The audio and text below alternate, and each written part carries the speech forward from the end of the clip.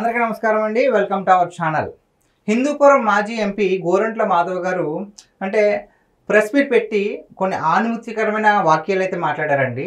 అసలు ఈ press meet ఎందుకు పెట్టారు అంటే జగన్మోహన్ రెడ్డి గారు రేపు కాకాని గోవర్ధన్ రెడ్డి గారిని అలాగే నల్లపరెడ్డి ప్రసన్న కుమార్ రెడ్డి గారిని జైల్లో ఉన్నారు కదా, సో వాళ్ళిద్దరిని వెళ్ళి కలిసి ములాఖాతు అవుదామని చెప్పేసి వెళ్తున్నారు. దానికి సంబంధించి బందోబస్తు ఇవ్వలేదు, సరైన వాహనాలు కూడా ఇవ్వలేదు, సో ఎక్కువ మంది తీసుకెళ్ళడానికి పర్మిషన్స్ ఇవ్వలేదని చెప్పేసి గోరంట్ల మాధవ్ గారు చాలా అంటే చాలా బాధపడుతూ దీనంత కక్షపూరిత రాజకీయాలు ఎక్కడా చూడలేదని చెప్పేసి ఆయన ఒక వీడియో అయితే చేయడం జరిగిందండి. ఇలా మాట్లాడుతున్నారు. సో ఆయన ఏం మాట్లాడారో ఒకసారి విందాం.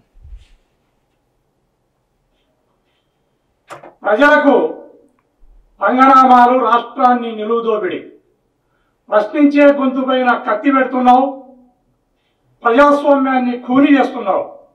ఈ రాష్ట్రంలో నువ్వు ఆడిందా? ఈయన ఏమంటున్నారంటే గోరంట్ల మాధవ్ గారు, ప్రజలకు పంగనామాలు పెడుతున్నావు, నువ్వు ఆడిందే ఆట పాడిందే పాట, ప్రశ్నించే గొంతుపైన కత్తి పెడుతున్నావు అని చెప్పేసి కొన్ని వాక్యాలు అయితే మాట్లాడారు కదా. నిజంగా ఇది చెప్పేది కూటమి ప్రభుత్వం గురించి కాదు, ఆయన ప్రభుత్వం గురించి ఒకసారి గుర్తు చేసుకున్నారు. వాళ్ళు అధికారంలో ఉన్నప్పుడు 5 సంవత్సరాలు ఎలా మేము పరిపాలించామని చెప్పేసి ప్రజలకు పంగనామాలు పెట్టడం, అలాగే ఆడిందే ఆట పాడిందే పాట కింద వ్యవహరించడం, అంతేకాకుండా ప్రశ్నించే గొంతుపైన కత్తి పెట్టడం. ఎందుకు మాట అంటున్నాను అంటే తోట చంద్రయ్య గారండి.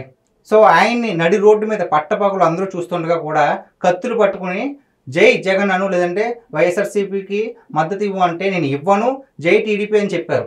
ఆయన్ని అలా అన్నందుకు అడ్డంగా నరికేశారు, చంపేశారు. మరి ఇది ప్రశ్నించేవాడు గొంతు మీద కత్తి పెట్టడం కాదా? ఆడిందే ఆట పాడిందే పాట. ఓకే, దీని గురించి కూడా వద్దాం. ఎన్ని వేల కోట్లు స్కామ్ చేశారండి. ఇసుక మీద ఇసుక, మైను అబ్బో చెప్పుకుంటూ పోతే చాలా ఉన్నాయి. అలాగే ప్రజలకు పంగనామాలు పెట్టడం అంటున్నారు. అమ్మఒడి అని చెప్పేసి ప్రజల ఇంట్లో ఉన్న ఎంతమంది ఉంటే అంతమందికి పిల్లలకి అమ్మఒడి ఇస్తానని చెప్పి ఒకరికి ఇచ్చి మరి పంగనామాలు పెట్టడం కాదా? ఇదే కాదు, చాలా హామీలు ఇచ్చారు, అవన్నీ నెరవేర్చకుండా ప్రజలకు పంగనామాలు పెట్టారు. ఈయన ఇప్పుడు మాట్లాడుతున్నారు. ఈయన నిర్వాహకం మనందరికీ తెలిసిందే. గోరంట్ల మాధవ్ అంటే చాలామందికి తెలియకపోవచ్చు కానివ్వండి, వీడియో కాల్ స్టార్ అంటే మాత్రం అందరికీ తెలుస్తుంది. ఎందుకంటే గత ప్రభుత్వ హయాంలో ఆయన అధికారంలో ఉన్నప్పుడు ఆయన ఏం నిర్వాహకం వెలగబెట్టాడో మనం అందరం చూసాం.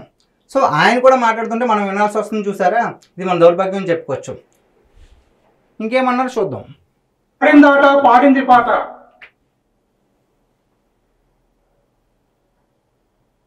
నీవు ఇలానే చేసుకుంటూ పోతే ఖచ్చితంగా మా రోజులు కూడా వస్తాయి. ఇళ్ళల్కగానే పండగ కాదు, ముందరుంది ముసళ్ళ పండగ. ఈయన ఏమంటున్నారంటే మా రోజులు కూడా వస్తాయి, మీరు ఎలాగే రాజకీయాలు చేస్తుంటే కనుక మా రోజులు వచ్చినప్పుడు మేము చూపిస్తామని చెప్తున్నారు. ఇంకేం చూపిస్తారు సార్? మీరు ఆల్రెడీ చూపించిన నిర్వాహకం సరిపోతాం ఉంటున్నారా ఏంటి? మొత్తం యావత్ రాష్ట్రం మొత్తం అంతా చూసారు మీ ప్రతాపం ఏంటో. ఇంకేం చూపిస్తారు? ముందుంది ముసలి పండుగ అంటున్నారు. పిల్లలకుగానే పండగ కాదంటే ముందుంది ముసలి పండుగ అని చెప్తున్నారు. ఇంకొకటి ఏంటంటే ఈయన ఏమంటున్నారు, మేము అధికారంలోకి వచ్చిన తర్వాత. సో ఒక క్లారిటీ ఏంటంటే సార్, మీరు ఇలాంటి చేష్టలు చేసి ఇలాంటి మాటలు మాట్లాడి ఉన్న 5 సంవత్సరాల మంచి సమయాన్ని ప్రజలకు ఉపయోగించకుండా, ప్రజలకు మంచి పని చేయకుండా మీ వికృత రాజకీయాలు చేశారు కాబట్టి ప్రజలు మీకు ఒక స్ట్రాంగ్ రిప్లైగా 11 సీట్లు ఇచ్చారు. మీరు ఇంకా రెచ్చిపోతే కనుక మీరు రావడం పక్కన పెట్టండి, మీ రాజకీయ భవిష్యత్తు అనేది మాత్రం ఈ రాజకీయ చరిత్రలో కనిపించకుండా పోతుందని నేను మాట్లాడుతున్నాను. ఇంకేమన్నారంటే ఈయన,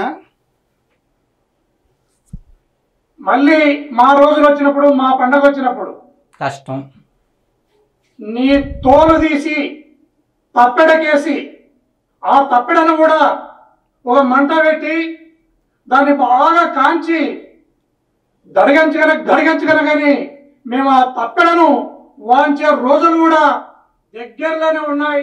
దాన్ని మీరు గుర్తుపెట్టుకోవాలని ఈ సందర్భంగా తెలియజేస్తున్నాను. ఈయనేమంటున్నారు, తోలు తీసంట డోలు కట్టుకుని సౌండ్ చేస్తారంట, డప్పు కొడతారంట. ప్రజలంతా చాలా గట్టిగా కొట్టారు సార్. మీ తోలు మొత్తాన్ని 151 సీట్ల నుంచి 11కి దించేసి మీ అందరి తోలుని మొత్తం 175 సీట్లు కదా, సో దాంట్లో ఎవరైతే ఓడిపోయారో వాళ్ళందరి తోలు తీసేసి ఆల్రెడీ డప్పు కొట్టేశారు. మీరు కళ్ళకంటున్నారు తప్పించి మీరు వచ్చే ప్రసక్తి అయితే లేదు. ఎందుకు వస్తారు చెప్పండి? ఈ 5 సంవత్సరాల కాలంలో ప్రజలకు ఏమైనా మంచి పని చేశారా? సంక్షేమం పేరుతో వాళ్ళ డబ్బు వాళ్ళకి ఇచ్చారు తప్ప మీ జోబుల నుంచి ఎవరు ఇవ్వలా. ఇంకొక విషయం ఏంటంటే ఈ 5 సంవత్సరాలు కూడా నిరుద్యోగులకు సంబంధించి ఒక కంపెనీ కూడా తీసుకురాలేదు. మళ్ళీ ప్రజలు మీకు ఓట్లు ఎందుకు వేస్తారనుకుంటున్నారు చెప్పండి? అంతా మీరు భ్రమలో బ్రతుకుతున్నారు తప్ప మళ్ళీ మీరు అధికారంలోకి రారు. గౌరవ మాజీ ముఖ్యమంత్రి వర్యులు జగన్మోహన్ రెడ్డి గారు ఆకాశంలో హెలికాప్టర్లో వస్తా అంటే హెలికాప్టర్ను ఎగరనివ్వరు, దిగనివ్వరు. అబ్బా, రోడ్డు ఎంట వస్తా అంటే ఆంక్షలు. ఇంట్లో ఉంటే ప్యాలెస్ లో ఉన్నాడంటారు, బయటకు వస్తే బందోబస్తు ఇవ్వలేని స్థితి ఈ ప్రభుత్వాన్ని. మనం బాగా గమనిస్తే గౌరవ జగన్మోహన్ రెడ్డి గారు గుంటూరు మిర్చి ఆటి పోయినప్పుడు ఏ రకమైన ఓవరాల్గా ఈయన బాధ ఏంటంటే జగన్ గారు ఇప్పుడు ములకత్కి వెళ్తున్నారు కదా వాళ్ళిద్దరిని కలవడానికి, కాకాని గోవర్ధన్ రెడ్డి గారిని అలాగే నల్లపురెడ్డి ప్రసన్న కుమార్ రెడ్డి గారిని. సో వీళ్ళని కలవడానికి వెళ్తుంటే బందోబస్తు ఇవ్వట్లేదు అంటున్నారు. ఆయన వెళ్ళేది ఏమి మొన్నటిలాగా పర్యటనలు కాదండి, జైలుకి వెళ్తున్నారు 2 ఖైదీల్ని. సో ప్రజల సొమ్ము దోచుకున్న ఒక వ్యక్తిని అలాగే ఒక చెల్లి వరుసను కూడా చూడకుండా ఒక ఆడబిడ్డని దుర్భాషలాడిన ఒక వ్యక్తిని మాట్లాడడానికి వెళ్తున్నారు. వాళ్ళ గురించి వెళ్తుంటే ఎందుకు బందోబస్తు ఇవ్వాలి చెప్పండి? ఆయన ఏమన్నా దేశ పోరాటం గురించి వెళ్తున్నారా లేదంటే ప్రజల కోసం వెళ్తున్నారా? ఇద్దరు తప్పు చేసిన వాళ్ళు కలవడానికి వెళ్తుంటే కూడా బందోబస్తు ఎందుకు సార్? అలాగే నిజంగానే బందోబస్తు ఇచ్చినా సరే మీరు వాటిని పాటిస్తారా? జగన్మోహన్ రెడ్డి గారు గతంలో చేసిన పర్యటనలు అన్నీ చూసుకుంటే కనుక ఎవరికి ఒక ఉపయోగం కూడా లేదు సార్. మాధవ్ గారు మీకే చెప్పేది, ఎవ్వరికి ఉపయోగం లేదు. మిర్చి ఆటికి వెళ్తే అక్కడ మిర్చి టిక్కీలు ఎత్తుకు వెళ్ళిపోయారు. అలాగే మామిడి రైతులు కలవడానికి వెళ్తుంటే అక్కడ ట్రాక్టర్లో ఉన్న మామిడికాయలు తీసేసి రోడ్డు మీద వేసి తొక్కించేశారు. అలాగే ఆయన ఎవరో బెట్టింగ్ కట్టి చనిపోతే కనుక ఆయన పరామర్శించుకెళ్ళినప్పుడు ఒక కారు కింద ఒక వ్యక్తి ఉన్నాడు కూడా తెలియకుండా తొక్కించేసుకుంటూ వెళ్ళిపోయారు. సో ఇలాగా జగన్మోహన్ రెడ్డి గారు ఏ పర్యటన చేసినా సరే అది అట్టర్ ఫ్లాప్ అయింది. దాని తర్వాత కూడా జగన్మోహన్ రెడ్డి గారు పర్యటన చేస్తానంటే ప్రజలందరికీ భయం, ఎక్కడేమవుద్దో, ఎవరన్నా పర్యటన చేస్తే మంచి జరుగుద్ది అనుకుంటారు. జగన్మోహన్ రెడ్డి గారు మాత్రం పర్యటన చేస్తారంటే మాత్రం ప్రజల గుండెలో రైలు పరిగెడుతున్నాయి.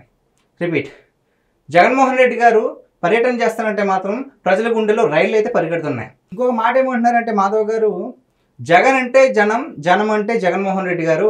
మరి జగన్మోహన్ రెడ్డి గారు వెళ్ళినప్పుడు ఆ మాత్రం బందోబస్తు ఇవ్వకపోతే ఎందుకు అంటున్నారు. నిజంగానే జనం అంటే జగను, జగన్ అయితే జనం. రిపీట్, నిజంగానే జనం అంటే జగన్ అయినప్పుడు మీరు సిద్ధం సభలు పెట్టినప్పుడు ఎందుకు సార్ బలవంతంగా జనం తీసుకెళ్లారు?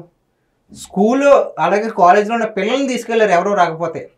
కాలేజీలో రాకపోతే మీకు ఫీజు రియంబర్స్మెంట్ ఉండదు, అధికారంలోకి వచ్చిన తర్వాత అది ఉండదు ఇది ఉండదు అని భయపెట్టి తీసుకెళ్లారు. నేను సాక్ష్యం, నాకు తెలుసు. మా జూనియర్స్ అందరూ ఫోన్ చేసి ఇలా చెప్పేవారు. ఇన్ని దారుణాలు చేసి మీరు ఇప్పుడు జనం అంటే జగన్ అంటే నమ్మే ప్రసక్తే లేదు సార్. జనాన్ని బలవంతంగా తీసుకెళ్లారు.